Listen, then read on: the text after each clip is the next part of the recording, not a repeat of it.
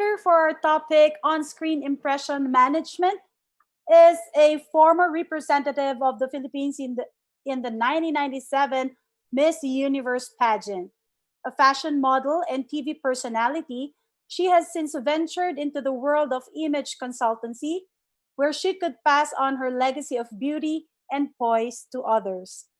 Amongst her many achievements, she is a former board member of the Professional Models Association of the Philippines, PMAP, and a former board member of the Philippine Society for Training and Development, PSTD. She is also a certified image professional and the past president of the Association of Image Consultants International Philippine Chapter, the president of BNI Business Network International Genesis Chapter. She now works full-time as the managing director and chief trainer of Personify Image Studio, the author of 88 Things Every Professional Should Know or Else, a wife to a celebrity photographer, June De Leon, and a mother to their sons, 18-year-old Ija and 4-year-old Eli. Let's give a big hand to Miss Abigail Arenas. But before that, for us to be able to get to know her better, let's watch a short video presentation.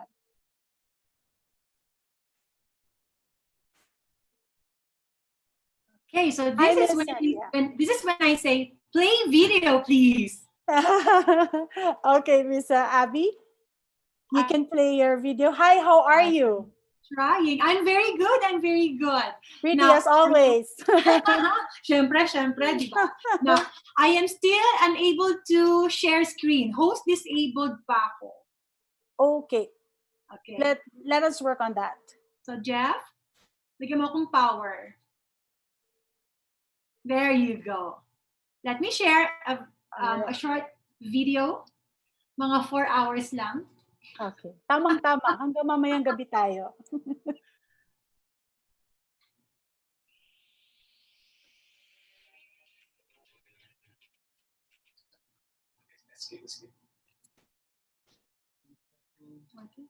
Hang on. Sorry. It's okay. Do it again. There you go.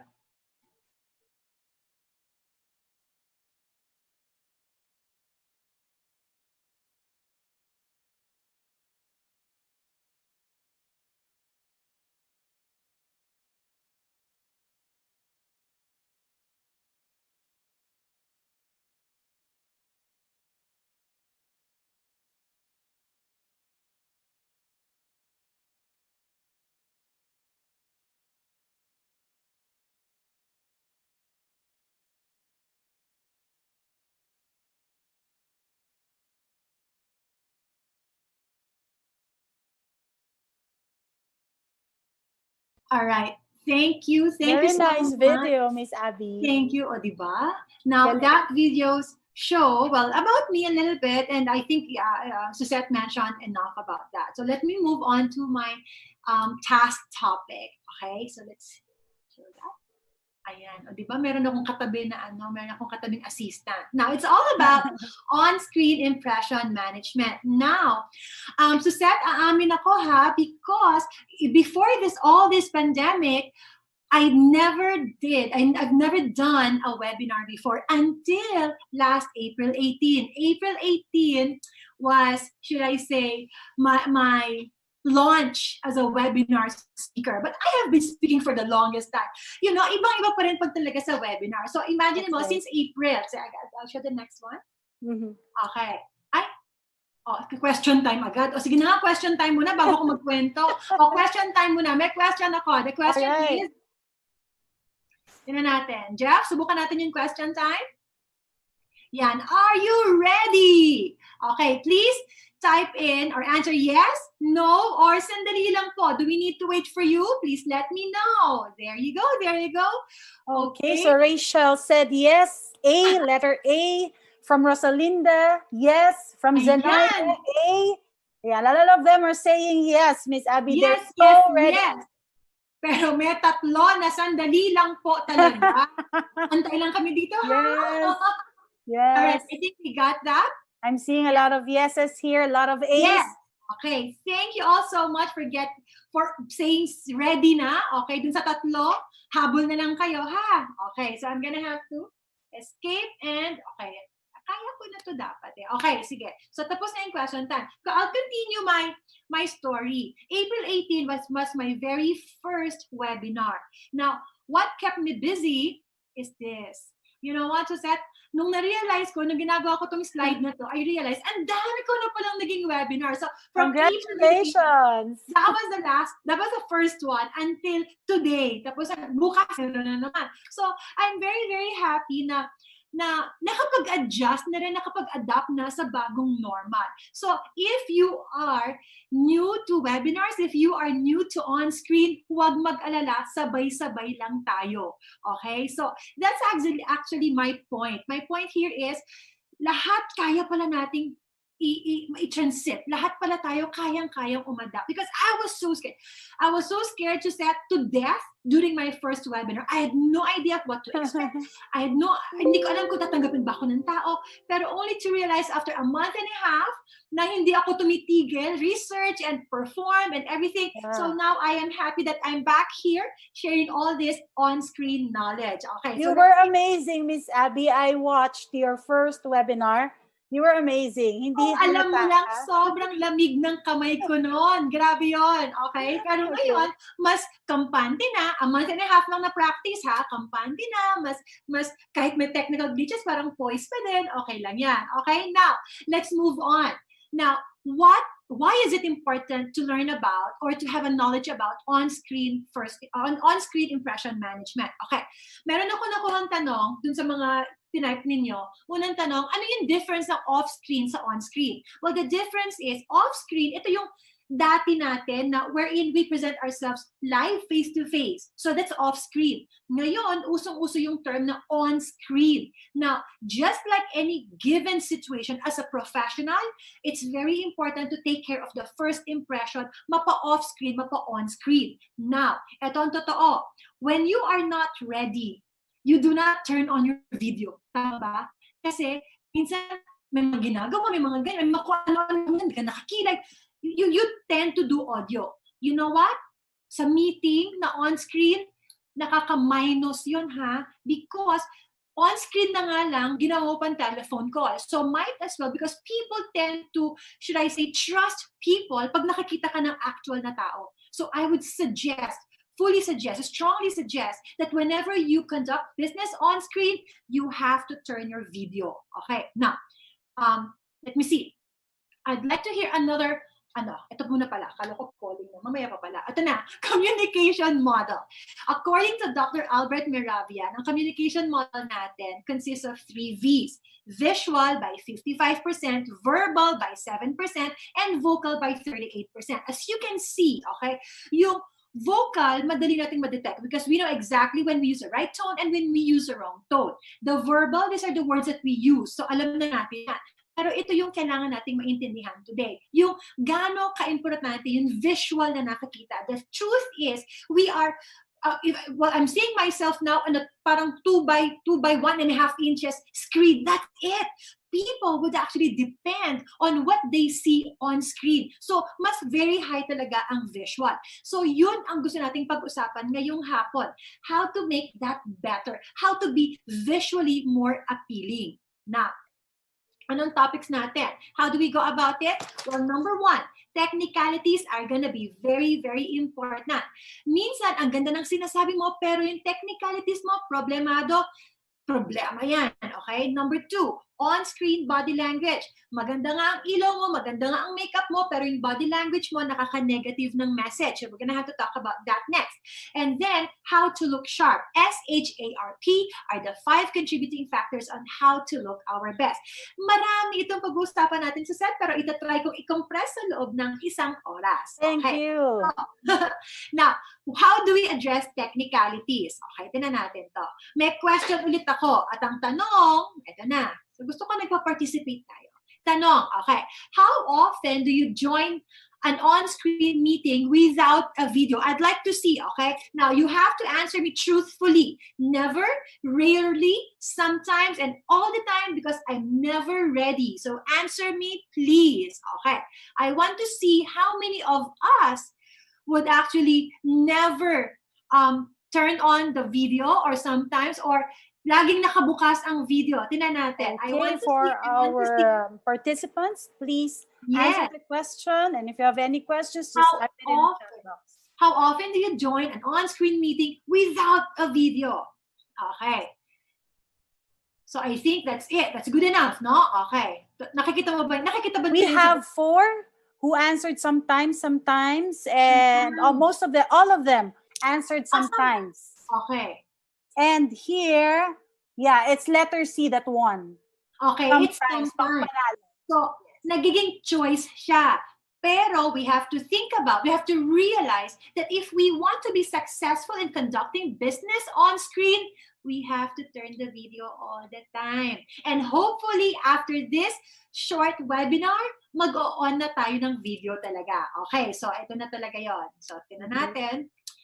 Let us talk about the first topic, and this is all about addressing technicalities. Okay, so isa na muna. Okay, number 1, make sure that your name or photo reflect your professionalism. So, minsan yung lumalabas na picture or minsan yung lumalabas na pangalan. Minsan kasi when you join in a webinar or a meeting, ang lumalabas dyan, yung pangalan ng cellphone. So make sure that you do not commit that mistake. One time na nakita ako, group of puppies. Obviously, mahilig siya sa puppies, but it's not the best representative of you as a professional. So make sure that that will sound very professional and will look very professional. Number 2, have a light source facing you. Minsan, makikita mo, ang ganda ng bintana. Nasa likod niya ang bintana. That is a big mistake. Pag nasa likod mo ang bintana, ibig sabihin nun, ang light source galing sa likod. So, yung mukha mo, walang ilaw. So, might as well face the actual light source if walang bintana. As simple, I'll show you. Wait. This is my simple lamp, okay? Medyo nakaharap yan sa akin, or minsan patagilid ng konti, pero that is gonna be my own light source. So please make sure that the light source is actually facing your face para pag nagmi-meeting tayo, kita yung mukha. Number 3 is very, very crucial. Put your camera at an eye level. Okay. To demonstrate ko lang. Let's say, for example, medyo mataas. Ayan, iba ang nakikitang view. So, importante na hindi rin pwedeng masyadong mataas. Importante na yung camera nasa eye level mo. If you need to put on pile of books on the bottom of your laptop, please do that. Pero very important na tama yung angulo ng camera because ang dalas kong nakikita, madalas cellphone ang gamit. At pag cellphone ang ginamit, usually ilalagay yan, nakapatong sa table. So pag nakapatong sa table, hindi masyadong maganda yung view. Okay? So see to it that your camera is going to be on an eye level. Both shoulders in view with a little bit of headroom. So bago mo pa man i-on yung iyong Zoom meeting, kunwari, okay, i-check mo muna yung sarili mo. May headroom, hindi pa rin napuputol ka, tapos merong shoulder. So yun ang tamang view. Don't make a mistake also na sobrang layo, ang liit-liit, para ang liit-liit mo naman, paano ka na makikipag-usap sa taong ganito kaliit, di ba? So see to it that you are framed properly. Handle technical glitches with poise. Now, this will definitely happen, and if it does, you have to maintain poise. Natabig mo yung tubig mo, or nawalan ka ng cellphone, nawalan ka ng signal, or yung ilaw mo nawalan ng battery. These things can actually happen, okay? So, be calm about it. No big deal yan, kumbaga. So, don't lose it. Huwag kang magmumura, huwag kang sisigaw. Hindi kailangan. Kailangan with poise. Find a workspace with a door. That way, you get to control what is happening inside the room, okay? Now, kung sakali, wala kang specific room na may door, you can just find a spot in your house na low foot traffic. Kasi yung iba, madalas nakikita ko, nilolocate yung kanilang workstation sa bahay dun sa may kusina. And to think, yung kusina, isa sa mga pinaka-busy nowadays kasi kain tayo ng kain.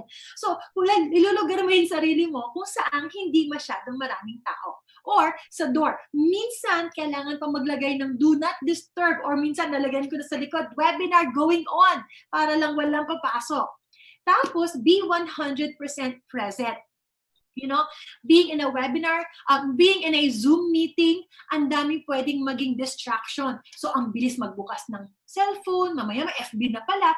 Yung presence mo tuloy sa meeting, nararamdaman ng iba. So, see to it that when you attend meetings, when you attend on-screen meetings, you have to be 100% present.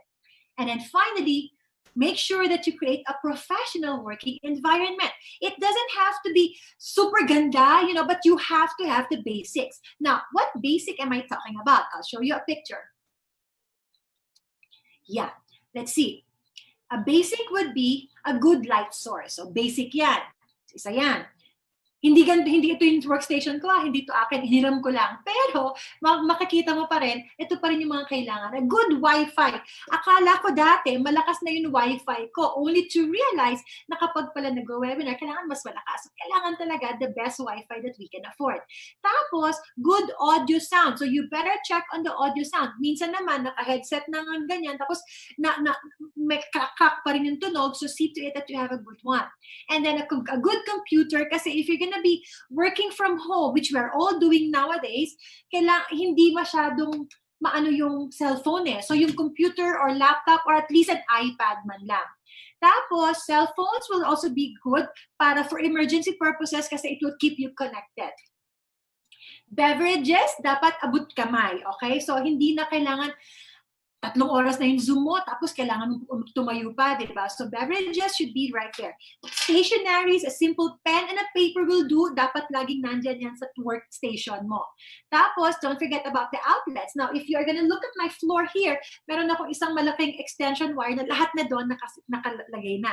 The chargers, dapat lahat nandiyan na. I was gonna get the chargers. Merong mga battery bank, nandiyan na lahat yan, malapit na. Kumbaga, abot kamay, a good chair. So all of these things are the things that we need to make sure that we will have a good and professional workstation. Yan. Okay, question time. Once again, pinging question ulit, Jeff. And the question is, do you have a professional workspace? I want to see kung meron ka ng dedicated workspace. I mean, we have been quarantined for the last 3 months. May nagawa ka na ba? Okay. I can see the answers coming in strong is a yes. Good for you. Okay. Most of them, yes. Most of them, yes. Oh, there's one who answered no. Si Rafael. Oh, no. Okay. Merong, ay nako, okay, 30%, tama ba ako ng basa, Susette? Yes, yes. 30%? Okay. So, winner pa rin ang yes. Congratulations if you have a dedicated workspace because we have to accept that this is going to be somehow our new normal already. So, 30% naman, baka naman ito yung mga babalik na sa trabaho, you know, pero kahit babalik ka sa trabaho, I believe hanggang ngayon may team A, team B. So there are still a lot of times that you will have to work at home. So I will have to strongly suggest to have a dedicated professional workstation. Anywhere is not fine. You have 5%. I know, answered right? Anywhere, yes. Anywhere is fine. You know what? Meron kasing psychological effect. You are not turning on your body na mas parang mas professional. What I'm saying is, yung kung saan ka natutulog, kung saan ka kumakain, kung saan ka nag-rest, kung saan nanonood ng TV, bubuksan mo yung laptop mo, tsaka ka magtatrabaho, it does not switch your mind into a more professional mode. So, if you want to maximize functionality, so parang ka rin papasok sa trabaho, kahit na ilang steps away lang, magbibihis pa din, you know, yung preparation, yung routine na ginagawa mo, that actually helps us get into that work mode. Okay, so the suggestion is have a dedicated workspace. Okay, so moving on. Okay, I will entertain, Suzette, we will entertain questions later, di ba? Yes, so, that's correct. After your presentation, we'll go on a break and then they have time to type their questions. All right, okay, so next. Ito na. Next, okay, on-screen body language. Now, ang dami nito, pero we will only talk about 5 and 5, meaning 5 positive and then 5 nga ba? Tinan natin po 5. And then 5 negative. Okay, now, look at this lady. I really like this picture because looking at her, ang simple sa likod, walang mga magugulo sa likod, pati yung buhok away from the face, pati yung damit niya, simple, hindi maraming kung ano-ano. So, ang ganda niyan tignan sa screen talaga. Pero, kung dadagdagan pa ng body language, yung ngiti, alam naman natin na one will sound very different kapag nagkasalita ng ganito na walang ngiti. Di ba? Umiiba talaga. Pero pag ngumiti, that is a very positive body language, off-screen or on-screen, very, very important as we present our piece or may present ka, may pitch ka, you know, if you have the highlight on you, I suggest that you will have to learn how to smile properly. So, smile lang talaga.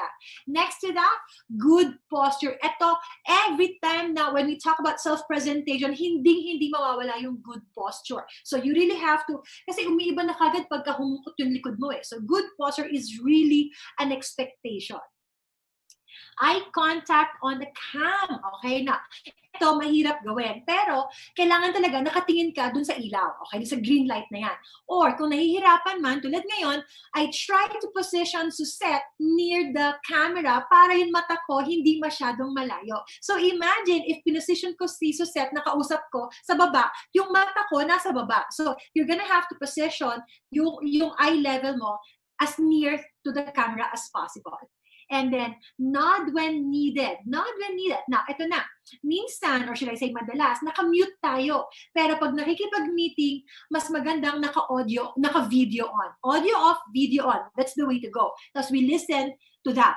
Pero, ibig sabihin nun, hindi porke naka-audio off, hindi tayo nakakita. When there is a point wherein you actually agree, nod when needed. Okay? So, minsan ngumingiti, minsan gumaganyan, di ba? Yun yung mga, eto na, yung mga negative body language. Kasunod yan. Look at this. The top 5 most negative body language. Ito yung mga hindi gagawin. Okay? Sliding on the seat. Minsan, matagal ang meeting. Ayun, sumandal na. So, look what happened. Lumiit ako, lumayo, at saka yung itsura na parang hindi interesado. So, we do not want to slide on the seat. Now, fidgeting. Now, kung mapapansin mo sa set, kapareho din ng off-screen. Kahit sa off-screen, nasa boardroom ka, nasa meeting ka, you do not slide back like that. We do not fidget. Meaning, yung nagkukukot ng kung ano-ano. Minsan yung ginagalaw yung ballpen, ginaganyan. That's fidgeting. And fidgeting is not gonna add to our professional image. Swiveling your chair. Very, very common mistake. Look at this. Naka-audio off ka. Tapos naka-videoan ka, gumaganto-ganto ka. So it looked really, really playful. So as much as possible, do not commit the mistake of swiveling your chair. Constantly touching your face. Yun maya-maya, kung ano nung maya-maya, ayos ng ayos. Minsan, may salamin kasi, nako-conscious, ayos ng ayos. So do not touch your face even in an on-screen meeting. And then resting your face on hands. In Tagalog, salukbaba. Sobrang dalas ko nakakita ito. I mean, if it is a casual meeting, let's say, personal meeting among friends, you know, you can talk like that, you know, parang nagchichismisan ka lang kayo. But then again, once it is on a professional meeting, professional side, professional meeting, do not rest your face on your hands, please. Okay, so 5 lang because mauubos ang oras natin talaga. Pero when you think about it, ang dami-dami talaga nito. Okay, question time once again. Tingnan natin. May tanong ulit ako. Ang tanong, ito na. Tungkol na to sa next topic. How long does it take you to get ready for an on-screen meeting? Gaano katagal para maging ready ka for an on-screen meeting? Okay, tingnan natin. Yung totoo ha. Okay, hindi ka man nakikita sino sumasagot. Pero I'd like to see honest and truthful answers. Okay. While the rest are answering the poll, we have 15 minutes from Maria Francisca Monsod. 15 minutes, Miss Aida Santa Maria. Ayan. Okay. Ayan, maandar pa. Wait for the results. Alright. Konti pa. Alright. So, okay. Winner is 15 minutes. 44. 15 minutes. Okay. That's actually a good answer. Ang totoo, dalawa ang sagot dyan. Either 10 or 15 minutes. Now, because pag 0, I know na ni walang grooming. Malamang ito yung tao, nagbukas lang ng laptop, nagtrabaho na. Whoops! Paano kung sabihin sa'yo ng boss mo, can I see you now? Can you turn on your video? Lagot na. Yung 2 minutes, alam ko ang pwedeng mangyari sa 2 minuto. Hilamos, or should I say, toothbrush lang yan. So yung 2 minutes, toothbrush lang, siguro nakapagano ng book ng konti, pero kulang na preparasyon. Yung 5 minutes, although yung iba, sasabihin, lalaki ako, pwedeng toothbrush, t-shirt, suklay, pwede na yan. Sige na nga. Pero the most ideal will be 10 to 15 minutes because in 10 to 15 minutes, I know for a fact na naligo ka, I know na nagsuklay ka, I know na toothbrush ka, alam ko din na nagpalit ng damit, syempre nagbihis, at saka nagkilay man lang or lipstick man lang. So I know for a fact that you had enough time to look professional. Now, pag 2 hours, tagal naman nun. Pero, okay lang kasi nasa bahay tayo and you'd like to enjoy preparing, that's fine. Because somehow when you think about it, yung 2 hours na preparasyon, hindi ka pa rin malilate because yun lang yung commute time natin dati, di ba? So, okay lang din, pwede pa din naman. So, 9 of you said 2 hours, siguro ang ganda-ganda mo sa on-screen meeting. Pero, totoo ha, so kailangan talaga nagpe-prepara tayo for an on-screen meeting. Okay, the next topic is going to be all about how to look good. Alam ko, marami sa inyo, ito ang pinunta sa meeting na to. So I'm just gonna go like that, and then I'm gonna start sharing this one already. Okay, now, question is, how can one look good? Why muna pala? Why do we want to look good? Because ultimately, we want to feel good. Agree, Seth? Look correct, good. 100%. Feel good. Totoo naman eh, di ba? Now, let's pause there for a minute because there are a lot of things that we can do to help us feel good. Let's say, for example, may nagluto ng breakfast mo na masarap, favorite breakfast mo, that is gonna definitely make you feel good. Or, dumating ng maaga yung in-order mo kahapon, tapos maaga dumating, ang sarap ng pakiramdam, parang wow, ang galing nito. It will make you feel good. Or, may pagbukas mo ng cellphone mo, yung first message, good news agad. That is gonna definitely make you feel good. But, we have to realize that the things that I mentioned just now are all known to be external factors. Meaning, we need to wait for them to actually happen. So, we have to think of a way that can actually help us feel good na kahit sa atin lang, kahit hindi ka ba lumalabas ng bahay o ng kwarto. And the easiest way to feel good about yourself is to see yourself in the mirror looking good. Yun pala ang pinakamadali, pinakakayang-kayang gawin at on a regular basis. So once you see yourself in the mirror looking good, automatically it will help us feel good. But it doesn't end there. Do you know that once you look good, you feel good? You tend to carry yourself better. Alangan naman, I look good, I feel good. Parang hindi eh. I look good, I feel good. Then, yung pagdadala with confidence, yun. Yung look of smartness, eto na yun. Okay? So, yung professional looking or professional image, eto na yun. But you have to have a good foundation. Hindi pag gising mo, nagbasa ka ng isang libro, tapos projection daw. Hindi eh. Mababaw. So you have to make sure na may lalim. Look good, feel good, and then carry yourself better. Pero, may bonus point pa. Do you know that when you go through the 3 process, meron pang tinatawag na positive response? Sometimes people will tell me, but Abby, you can never control other people's reaction to you. That's not true. We get to control on how people would react to us on an everyday level. Meaning, alam mo kung paano ka itatrato, paano mag-react sa'yo ang tao. Now, if you want positive responses, my suggestion is go through this process. Sabihin na natin, look bad. Definitely, it's not gonna help you feel good. Definitely, it's not gonna help you project well. Definitely, you will only get negative responses. So you get to control that. If you want to change that, then might as well decide, look good, then feel good, then carry yourself well, then get positive responses. Ultimately, in business, that's exactly how we want all our customers to react to us. Kailangan positive parate yung response. And then that will result to good sales, that will result to good customer service. So, ito yung gusto natin. Akala kasi natin minsan, ayun, looking good, mababaw. But when you look at it this way, it's nowhere near mababaw. It's really deep to the point that it will result to a good business. Now, ang question na lang, how can one look good? Akala ng iba, kailangan 4 ang gawin. Hindi. Isa lang ang gagawin dito. At pag ginawa natin ito, it will help us, kumaga, automatically, the 3 will follow. Let's focus on how to look good. Ito yung gusto kong ikwento sa inyo ngayon. How to look sharp. SHARP are the 5 contributing factors on how to look our best. I'm just gonna check on the time. So okay pa tayo sa time, Suzette? We're still okay. We're still good. All right, good. So SHARP. So iisa-isahin natin to. What is S? Ito na. I think S is for the statements in clothing. Every outfit that we wear becomes a clear statement of what we want people to see. Meaning, if you want to project a sexy statement today, then even in a Zoom meeting, mag-plunging ka, mag-spaghetti strap ka, you know, show skin.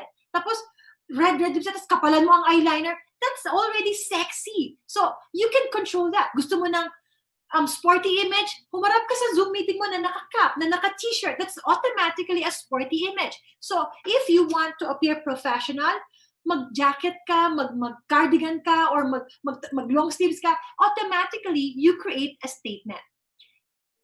H is all about the detailing. H is for high-end details. When I have to talk about this step by step. So, let's say, yung haba ng hikaw, yung color ng buhok, o yung detalye ng yung mga makinang na collar, may ibig sabihin yan. So, na umaakma ba dun sa professionalism na gusto natin? We're gonna have to talk about that in a bit.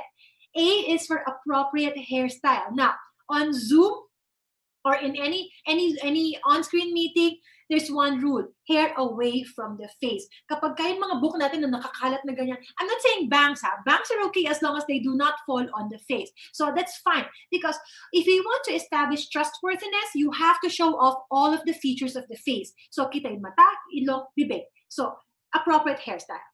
I'm going to show you pictures in a bit. R, of course, is for the required personal hygiene. Akala ng iba, hindi nakakita ang hygiene. I will show you a picture in a bit that hygiene can be seen. So you really have requirement ito. You really have to do that. P is for perfect finish. For N, we talk about the power of makeup. Okay, not so much, pero a little bit will go a long way, especially on screen. Pero I have some techniques on how to do that. So let's start with the first letter, S. Okay, S is for statements and clothing. I'm just going to show you pictures. Now, from this standpoint, okay, kahit hatiin mo siya, kahit yun sa taas lang na ganyan, from this to this to this, umiiba na kagad. So, I'm not saying that you need a necktie all the time, but my point is you get to control on how you would create a statement on screen. So, hindi sa lahat ng pagkakataon acceptable ang t-shirt. Hindi sa lahat ng pagkakataon acceptable ang necktie. Depende kung anong klaseng profession, depende kung anong klaseng meeting ito. Now, let me give you the lady version of this. From this to this to this. Makikita mo, it's the same person. Pero because of the outfit, umiiba kagad talaga. So, this is when I say, yung outfit natin, it becomes parang a role that we got to play. Okay? So, we control that. So, if you want people to believe you because you are selling a 10 million condo unit, I'm gonna have to say, then put on a suit. You have to look like a 10 million peso worth, you know? So, hindi naman po pwede na, kunwari, ang business mo medyo industrial. Let's say, kunwari, okay, we sell squid balls. So, yung suit, hindi siya magre-require. So, kailangan titimplahin mo. Now, tingnan natin paano natin titimplahin. I'd like to show you this. There are 6 classifications of casual attire. These are all casual attire. Tingnan natin. First off, we have what we call the active casual. So, active casual, obviously, ang ilalabas niyan parang sporty, parang on the go, di ba? So, if it's gonna be a meeting with the man-com, this is not gonna be the best idea. Tapos, rugged casual, ito na yung may mga caps, minsan may mga sa off-screen, may backpack pa yan. Okay, rugged casual, parang mag-outdoor, parang mag-mountain hiking, parang mag-mountain climbing, parang magka-camping lang, di ba? Sporty casual, I like to call this pang dyan-dyan lang. Okay, so among friends, Zoom party with friends, these things are all acceptable. So we normally wear active, rugged, and sporty during our personal life. But the beginning of our professional life, ito yung requirement. Professionally speaking, at least smart casual. Now, ang smart casual, may dalawang level pa yan. I'll show you pictures in a bit. There's smart casual and then there's business casual. And then there is dressy casual. Dressy casual are expected after 5 o'clock dressing. Okay, after 5 o'clock dressing. Pero yung smart and business casual, ito yung ina-expect sa mga professionals. And I'd like to show more pictures of that. But before we do that, question time. Okay, from what you have seen dun sa 6 classifications, I'd like to ask the question, what is your expected outfit when you are working from home? Or habang makikipag-on-screen meeting tayo, what are the expected outfit? Okay, ayan na, umiiba-iba na ang sagot. Okay, please answer. Choose Yes, A, please B, C, answer. D, Let's or see, E. let's see. Ayan, bumibilis na ang numero. Okay, you can choose from house clothes, sporty, casual, smart casual, rugged casual, or business casual. Okay, do we have enough? Ayan, umaandar pa. Okay, just so while we're waiting, Cel Amores says smart casual. Miss Castillo, smart casual top. Because we all know what we're wearing underneath. Business casual, smart casual, top only. Smart casual, top only. Top only. O, sige na nga. O, Smart sige casual, yeah. Okay, eto na. Meron na nanalo. Ang panalo is, okay, majority of us would wear smart casual. That's pretty good. Okay, now, I have a little problem with the house clothes kasi tayo mga Pinoy, pag sinabing house clothes, pambahay na pambahay talaga. As in, luma, komportable, maluwag, you know, may sira. Ito yung mga gustong-gusto natin. So, I would have to say, if you prefer house clothes or it's okay for your company, you to be wearing house clothes, see to it na hindi sira.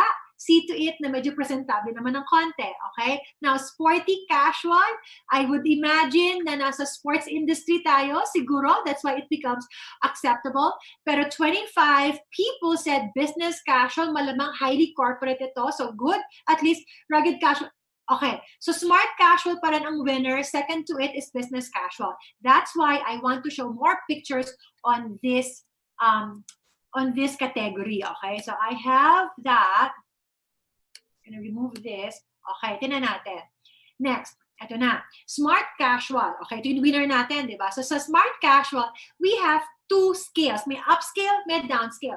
All of this are considered to be smart casual.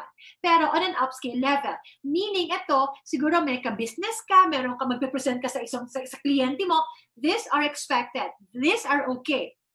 And then meron din tayong tinatawag na smart casual downscale. Downscale, ito na. So, pwedeng t-shirt material pero long sleeves. That's a downscale, okay? Or a third piece. Minsan, simpleng top at saka cardigan, that becomes a downscale. So, titimplahin mo talaga kung sino ang kausap mo. So, titingnan mo din. Kasi importante din na may rapport ka. Hindi rin pwedeng sobrang layo naman. Na, kung yung kliyente mo na alam mo na nakapambahay, then I would say smart casual downscale. But if you're gonna meet with a person na alam mo na every time magkikipag-meeting ito, naka-necktie, I'm gonna have to say smart casual upscale. Makikita mo yung difference. And then this is a smart casual upscale for men, and this is smart casual downscale for men. Now, akala kasi ng iba, i-color mo lang, okay na. But depende din sa kulay, depende sa fabric. Now, makikita mo sa smart casual downscale for men, a third piece is also, it adds element to our complete outfit. So, minsan, naka-t-shirt ka lang sa loob, pero pag naglagay ka ng cardigan, naglagay ka ng pampatok, that's what we call the third piece, kumaga uma-adjust, mas nagiging acceptable na professional yung outfit. But tapos, of course, you cannot go wrong with a collar na kahit na half, ano yan, short sleeves or long sleeves, pwede din. Pero yung cotton material. And then we have this one, business casual upscale. Ito na.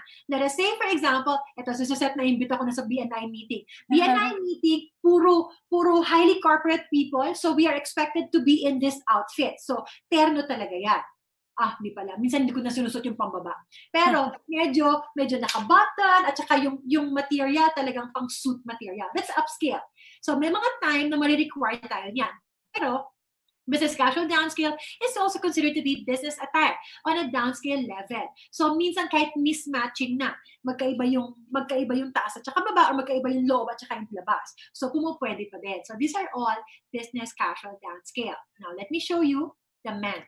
Business casual upscale, okay? So, ito, siguro kung ikaw ang mag-lead, kung ikaw ang mag-facilitate, ito yung ini-expect sa atin.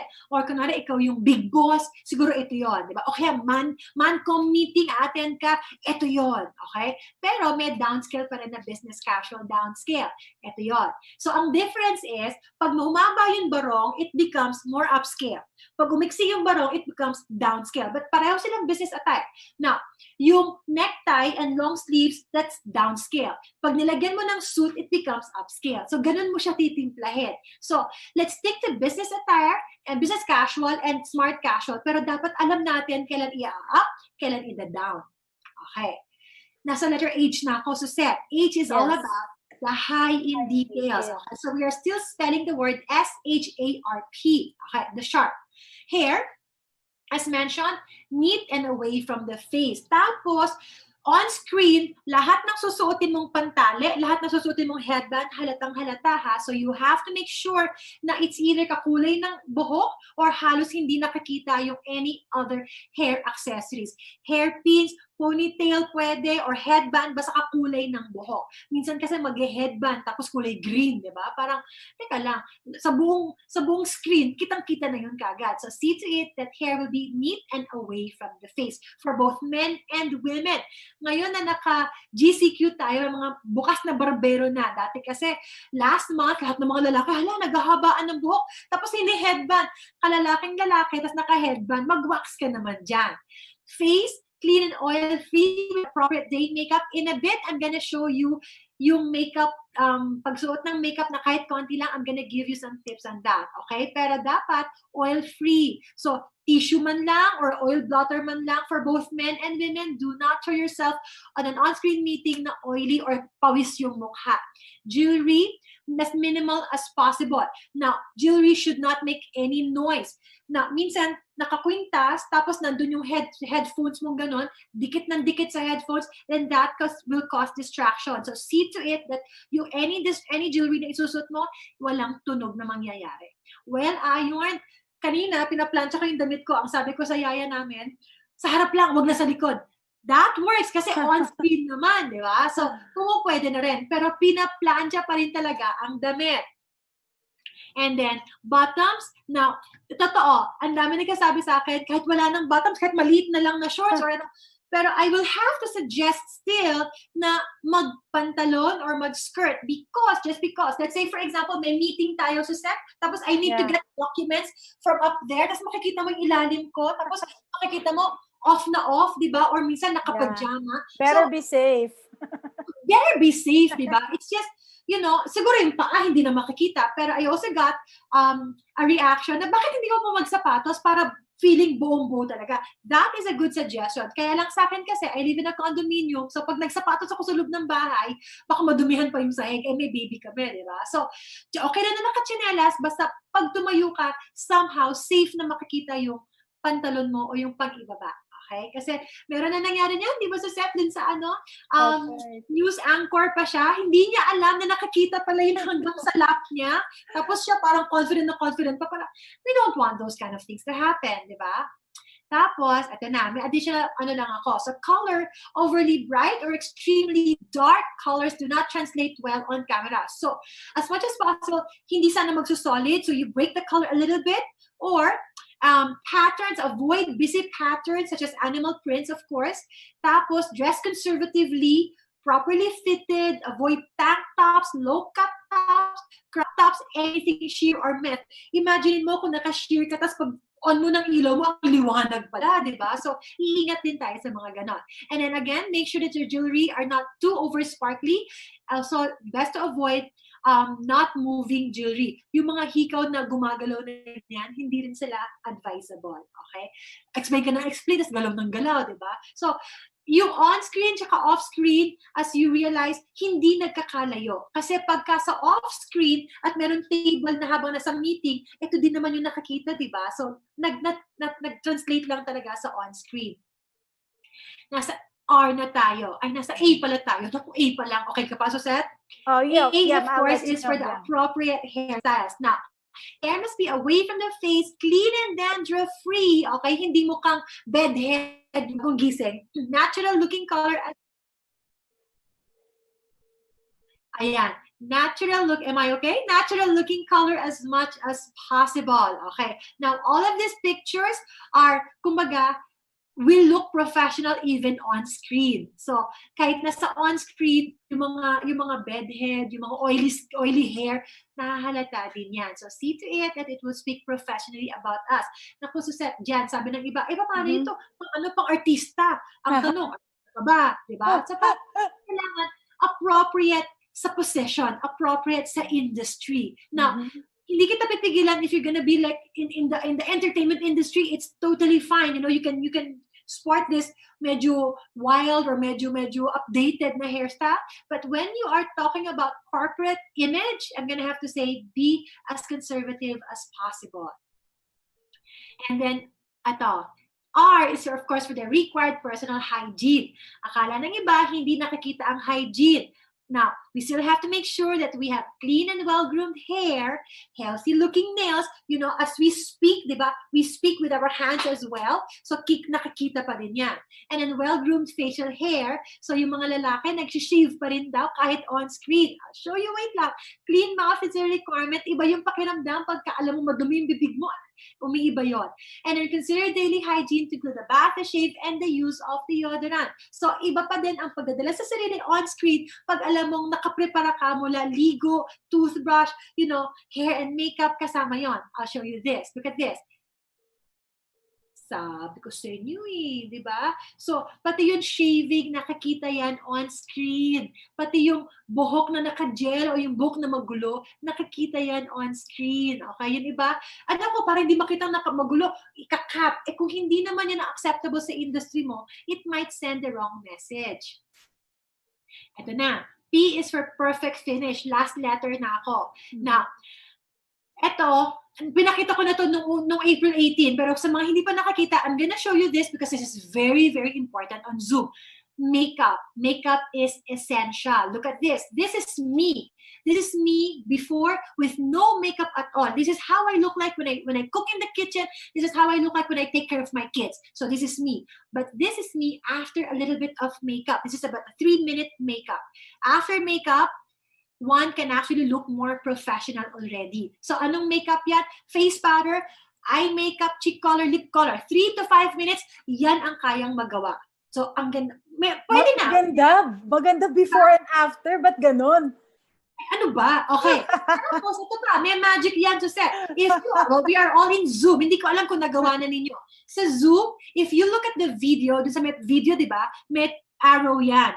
Pag kinlik mo yan, meron dyan, video settings. Sa video settings, meron dyan, touch up my appearance. Look at, tinan mo nagagawa ng touch up my appearance. Yun.